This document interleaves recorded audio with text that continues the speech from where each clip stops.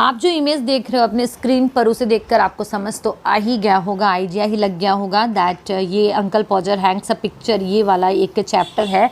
And इसमें uncle पॉजर है जो कि एक पिक्चर को हैंग करने की कोशिश कर रहे हैं। पूरा घर उनकी खातिरदारी में लगा हुआ है कि उन्हें क्या चाहिए, वो जब जो बोलेंगे तब वो करने के लिए सब रेडी है।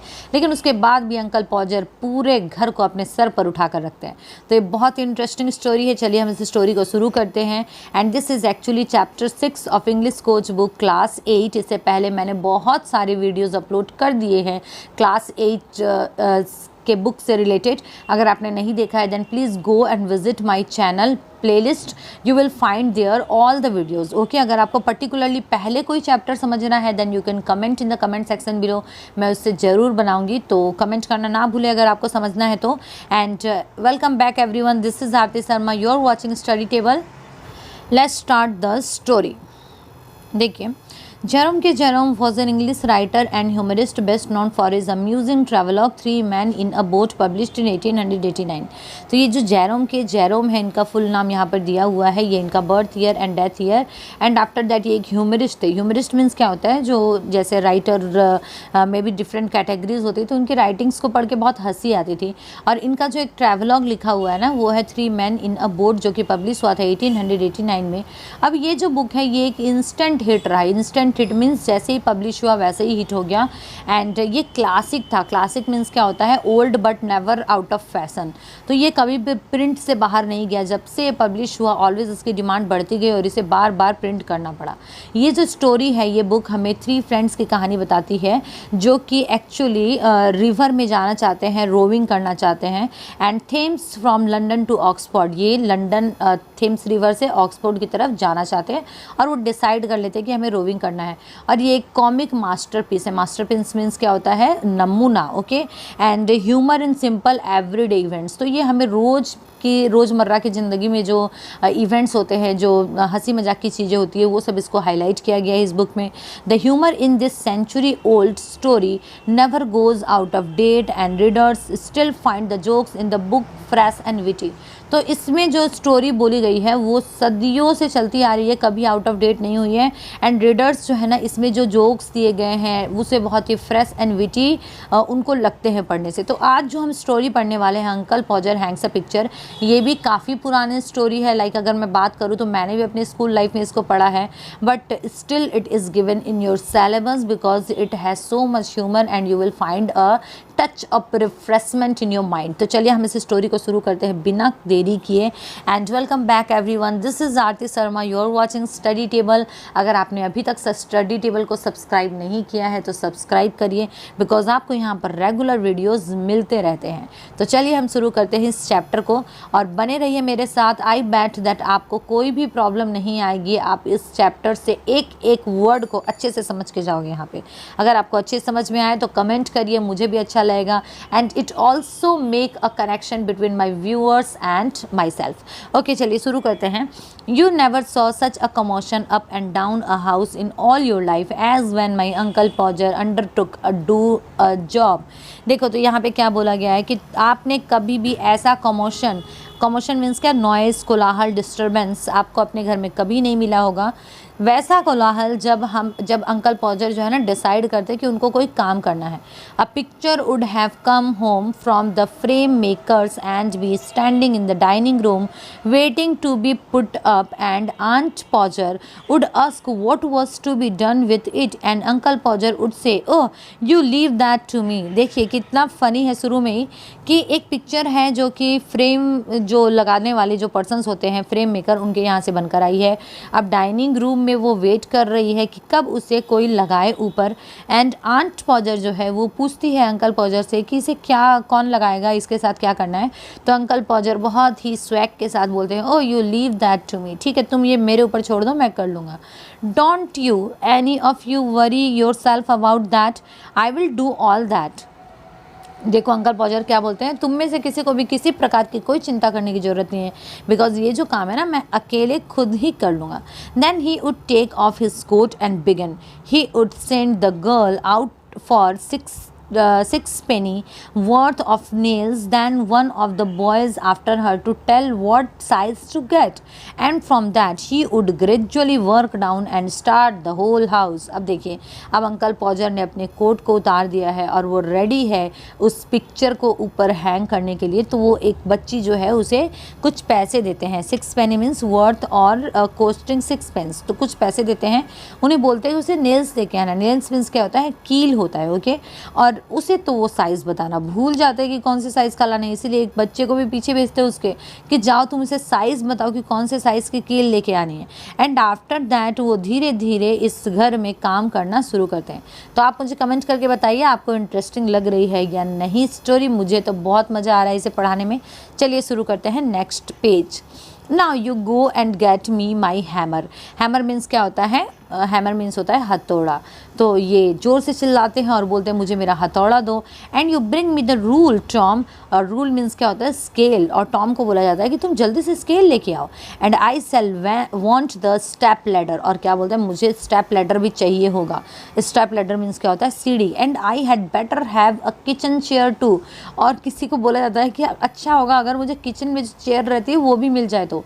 And gym you run round to mister goggles and tell him pass kind regards and hope his legs better and will he lend him his spirit level। तो देखिए, अब जिम को बोला जाता है कि तुम अच्छा होगा ना कि तुम मिस्टर गोगल्स के पास जाओ, उससे पूछो कि पास का काइंड रिगार्ड्स। रिगार्ड्स मीन्स क्या, इसको रिस्पेक्ट दिया जा रहा है, लाइक उनसे पहले थोड़ा सा बात किया जाएगा, उससे बाद उनको जो चाहिए वो मांगा जाएगा। और बोलना कि मेरे लाइक होप करते हैं कि सब कुछ अच्छा होगा। और उसके बाद उनसे स्पिरिट लेवल मांगना। देखो स्पिरिट लेवल क्या होता है, स्पिरिट लेवल यहाँ पर दिया हुआ है that an instrument design to indicate whether a surface is horizontal और वर्टिकल। बिकॉज अब इनको यहाँ पर एक पिक्चर हैंग करनी है तो इन्हें देखना तो पड़ेगा कि ये जो सरफेस है ये बराबर है या फिर ऊंचा नीचा है। And don't you go Maria because I shall want somebody to hold me the light. अब देखो मारिया को बोला जाता है कि तुम कहीं मत चली जाना, बिकॉज मुझे कोई ना कोई तो चाहिए ना जो कि मुझे लाइट दिखाएगा। And when the girl comes back she must go out again for a bit of picture cord. And Tom with Tom, you come here, I shall want you to hand me up the picture। देखो उसके बाद क्या होता है next, देखिए उसके बाद जब वो लड़की रिटर्न आएगी ना तो उसे पिक्चर कॉर्ड भी लाना होगा। पिक्चर कॉर्ड क्या होता है, देखिए length of cord used for hanging up a picture. तो एक रस्सी टाइप की जो चाहिए होती है हैंग करने के लिए वो भी चाहिए। और जैसे ही उसके बाद उनको टॉम की याद आ जाती है, क्या बोलते हैं, टॉम तुम इधर आओ, I shall want you to hand me the picture. और तुमको मुझे क्या करना, पिक्चर पकड़ानी है, ओके। तो अंकल पॉजर को एक पिक्चर हैंग करने में इतना कुछ चाहिए। नेक्स्ट देखिए, and then he would lift up the picture and drop it and it would come out of the frame and he would try to save the glass and cut himself and then he would spring around the room looking for his handkerchief। देखिए उसके बाद ये जैसे ही picture को उठाएंगे और उसके बाद वो नीचे की तरफ गिरने लगेगी and come out of the frame. Frame से हो सकता है बाहर आ जाए और ये ग्लास को सेव करेंगे। और उसके बाद क्या बोलेंगे, spring around the room and looking for his handkerchief. तो स्प्रिंग अराउंड मीन्स क्या होता है, काफ़ी खोजना कि चीज़ कहाँ पर है कहाँ पर नहीं है। To move around suddenly and swiftly, तो सब जगह ये खोजेंगे और उसके बाद अपनी हैंकरशिप कि इनको याद आएगी कि मेरी हैंकरशिप कहाँ गई, मुझे हैंकरशिप चाहिए। He would not find his handkerchief because it was in the pocket of the coat he had taken off and he did not know where he had put the coat. अब देखिए इनको हैंकरशिप चाहिए जो कि इनको मिल नहीं सकती बिकॉज वो तो कोट में रखी हुई है और कोट को इन्होंने उतार दिया है और उनको ये भी याद नहीं है कि उन्होंने कोट को कहाँ रखा है। So all the house had to leave off looking for his tools and start looking for his coat while he would dance around and hinder them। तो देखो उसके बाद इस बीच में क्या होता है, जब इनको तो अब इनके टूल्स नहीं चाहिए, इनको अब इनका हैंकरशिप चाहिए, तो घर के जितने लोग हैं वो टूल्स को लाना छोड़कर अब अंकल पॉजर के हैंकरशिप को सर्च करना खोज कर दे शुरू करेंगे। while he would dance around and hinder them, और वो क्या करेंगे, इधर उधर सबको डिस्टर्ब करेंगे और सबको हिंडर करेंगे। हिंडर मीन्स क्या होता है, परेशान करना, उनके रास्ते में रुकावट बनना। doesn't anybody in the whole house know where where my coat is, और फिर चिल्ला कर बोलेंगे कि पूरे घर में किसी को ये भी नहीं पता कि मेरा कोट कहाँ रखा हुआ है। I never come across such set in all my life, upon my word I didn't, 6 of you and you can't find a coat that I put down not 5 minutes ago, well of all the ऐसे बोलकर रुक जाते हैं। देखिए क्या बोल रहा है कि तुम लोग 5 हो घर में, you know, I didn't 6 of you, sorry तुम लोग 6 हो, और तुम लोग ये मिलकर 6 मिलकर भी नहीं खोज पा रहे हो कि मैंने कोट कहाँ पे रखा है। और उसके बाद देखो डाउन नॉट 5 मिनट्स अगो, जो कि मैंने सिर्फ 5 मिनट पहले रखा था और तुम लोग उसको खोज नहीं पा रहे हो। उसके बाद देखिए इनका सेंटेंस आधा रहता है गुस्से के मारे, वेल ऑफ ऑल द ऐसे बोलकर ये रुक जाते हैं। तो यहाँ पर ये अंकल पॉजर हैंग कर रहा है पिक्चर को। मुझे स्टोरी बहुत इंटरेस्टिंग लग रही है, आप मुझे बताइए कमेंट करके आपको कैसी लगी। नेक्स्ट देखिए, then he would get up and find that he had been sitting on it and would call out, oh, you can give it up, I have found it myself now, might just as well ask the cat to find anything as expect you people to find it। देखो तो ये क्या बोलते हैं, अचानक से ये बैठेंगे और उनको पता चलेगा कि ये इस कोट के ऊपर ही बैठे हुए थे जो कि वो खोज रहे हैं। उसके बाद वो सबको चिल्ला कर बुलाएंगे और बोलेंगे छोड़ो, तुम्हें खोजने की कोई ज़रूरत नहीं है, मैंने ये खुद खोज लिया है। और ऐसे भी अगर तुम लोगों को बोला जाए ना कुछ खोज दो, इसका मतलब तो ये है किसी कैट को बोला जाए कि तुम खोज दो और एक्सपेक्ट करना कि उसे मिल भी जाएगा। And when half an hour had been spent in trying up his finger and new glass had been got and the tools and the ladder and the chair and the candle had been brought, he would have another go, the whole family including the girl and the charwoman standing around in a semicircle ready to help। अब देखो अब क्या होता है, जब इनको इनकी सारी चीज़ें मिल जाती है और हाफ एन आवर हो चुका होता है कि पिक्चर को हैंग करने की कोशिश कर रहे हैं, इनके टूल्स इनको मिल जाते हैं, सीढ़ी मिल जाती है, चेयर मिल जाती है, कैंडल मिल जाती है, सब कुछ मिल जाते हैं, तो भी फैमिली के जितने जो पर्सन्स हैं ना वो सब के सब इसको इन ऐसे सेमी सर्कल बनाकर खड़े रहते हैं कि इनको क्या चाहिए। ओके, एंड 4 वुमेन क्या होता है, a women employed as a cleaner in a house of और ऑफिस। तो घर के मेंबर से लेकर जो मेड होती है और जो क्लीनिंग करती है वो सब के सब इनकी खिदमत में जारी रहते हैं, लेकिन अभी तक भी पिक्चर लगाना नहीं हुआ है। 2 people would have to hold the chair and a third would have help him up on it and hold him there, and a fourth would hand him a nail and a fifth would pass him the hammer and he would take hold of the nail and drop it। देखो अब क्या होता है next के जो 2 persons जो है ना वो उनकी चेयर को पकड़ के रखते हैं, एंड तीसरा जो है उनको हेल्प करने के लिए खड़ा रहता है एंड होल्ड करता है पिक्चर वगैरह को, और जो चौथा है ना उनके हाथ में नेल को देगा, नेल मीन्स क्या होता है, कील वगैरह को देगा, और जो 5वां है वो उनको हैमर पास करेगा। और इतने में वो क्या करते हैं, जैसे ही नेल उनके हाथ में आती है वो उसको ड्रॉप कर देते हैं, मतलब नीचे गिरा देते हैं, तो कील वो पकड़ नहीं पाते और कील वो नीचे गिर जाती है। There he would say in an injured tone, now the nail's gone. अब देखो एक लाइक जैसे किसी को चोट लग जाती है उस टोन में ये बोलेंगे अरे वहाँ है कील, वहाँ है, और देखो वो कहाँ चली गई। And we would all have to go down on our knees and grovel for it while he would stand on the chair and grunt and want to know if he was to be kept there all the evening। देखो उसके बाद क्या होता है, जैसे ही कील गिर जाती है तो सब के सब ग्रोवल पोजीशन में लाइक जो नीज के बल पर नीचे इधर उधर खोजना उस कील को शुरू कर देते हैं, और चेयर पर वो खड़े रहते हैं और उनको गुस्सा आता है और ऐसे बोलते हैं if he was to be kept there all the evening. और क्या बोलते हैं, क्या मुझे ऐसे ही इस पूरे शाम तक मुझे ऐसे ही यहाँ पे खड़ा रहना होगा, या फिर तुम लोगों को कील मिलेगी या नहीं मिलेगी।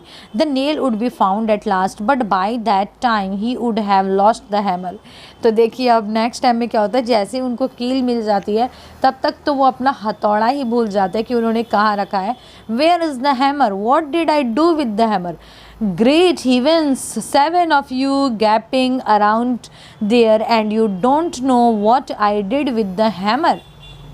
गैपिंग मीन्स देखिए स्टेरिंग डूइंग नथिंग। तो अब ये क्या बोलते हैं, जैसे इनको कील मिलती है वैसे इनका हथौड़ा खो जाता है और फिर वो क्या बोलेंगे अरे हथौड़ा कहाँ गया, कहाँ गया हथौड़ा, और उसके बाद बोलते ग्रेट हेवेंस, लाइक ओ भगवान, तुम साथ के साथ यहाँ पर खड़े हो और तुम्हें ये भी नहीं पता कि मैंने हथौड़ा के साथ किया क्या है, लाइक मैंने हथौड़ा कहाँ रखा।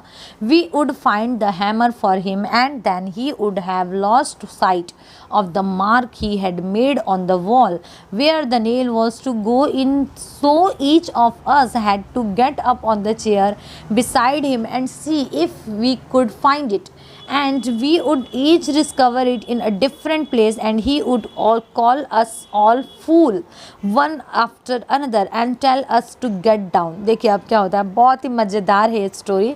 अब जब इनको हथौड़ा मिल जाता है इनका, तब ये जो साइट जहाँ पर इन्होंने मार्क किया था कि कील कहाँ लगेगी, अब वो खो देते हैं कि पता नहीं कहाँ मैंने किया था। अब सबके सब बारी बारी करके चेयर के ऊपर चढ़ेंगे, और चेयर के ऊपर जब चढ़ेंगे तो इन सबको अलग अलग जगह दिखाई देगी वो निशान की कहाँ पर कील लगाना है। और उसके बाद अंकल पॉजर जो है ना, सबको एक एक करके बोलेंगे तुम सब के सब पागल हो, सब के सब बेवकूफ़ हो, और सबको नीचे उतरने के लिए बोल देंगे। And he would take the rule and remeasure and find that he wanted half 31 and 3/8 inches from the corner and would try to do it in his head and go mad। देखो अब उसके बाद क्या होता है, अब ये वापस से मेज़र करने की कोशिश करते हैं, और उसके बाद ये अपना मेज़रमेंट लगाते हैं कि इतना इतना होना चाहिए। एंड आफ्टर दैट ये जब लाइक पूरा कैलकुलेशन करने की कोशिश करते हैं तो इनको ऐसा लगता है जैसे ये पूरी तरीके से मैड हो चुके, बिकॉज ये कर ही नहीं पाते हैं। नेक्स्ट देखिए, and we would all try to do it in our heads and all arrive at different results and sneer at one another, and in the general row the original number would be forgotten and Uncle Podger would have to measure it again। अब देखिए अब क्या होता है, जितने बच्चे रहते हैं सब अपने अपने दिमाग में कोशिश करते हैं कि हम भी मेज़र करके बता दें कि क्या है और कितना है, लेकिन सबका रिज़ल्ट अलग अलग आता है। और उसके बाद सब एक दूसरे को बहुत ही आश्चर्यचकित होकर देखते हैं, और जो जनरल जो ओरिजिनल नंबर था वो भी खो जाता है, और अंकल पॉजर को वापस से उसे मेज़र करना पड़ता है। He would use a bit of string this time, and at this critical moment when the old fool was leaning over the chair at an angle of 45 trying to reach a point 3 inches beyond what was possible for him to reach, the string would slip and down he would slide onto the piano, a really fine musical effect being produced by the suddenness with which his head and body struck all the notes at the same time। अब देखिए next क्या होता है, जब उनको bit of string जो है इस समय मिलती है तो एक क्रिटिकल इवेंट जो है ना, बिट ऑफ स्ट्रिंग मीन्स क्या, रस्सी जो उनको लगाना है, उनके साथ एक क्रिटिकल मोमेंट होता है। बिकॉज वो पर्सन जो कि चेयर के ऊपर खड़ा था और 45 डिग्री के एंगल में खड़ा था, और उनको अपने से 3 इंचेस दूर तक पहुंचना था पिक्चर को लगाने के लिए, जो कि करीबन पॉसिबल था, लेकिन उनके हाथों से स्ट्रिंग जो रस्सी थी वो स्लिप हो जाती है, और अब वो स्लाइड होकर पियानो के ऊपर गिर जाते हैं, और पियानो के ऊपर गिरते ही एक अजीब सा म्यूज़िक प्रोड्यूस होता है, and sadness with which his head and body struck all the notes at the same time. और उसमें से जो नोट्स निकलते हैं, लाइक जो उसमें से जो म्यूज़िकल नोट्स निकलते हैं वो उन्हीं को दिखाते हैं कि वो किस तरीके से सैड होकर रखे थे पूरी तरीके से।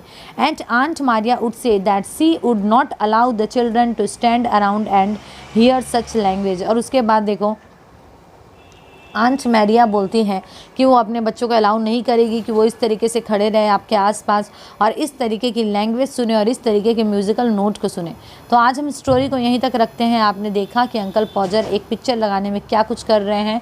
Thank you so much for watching Study Table and let us meet with the next video next time.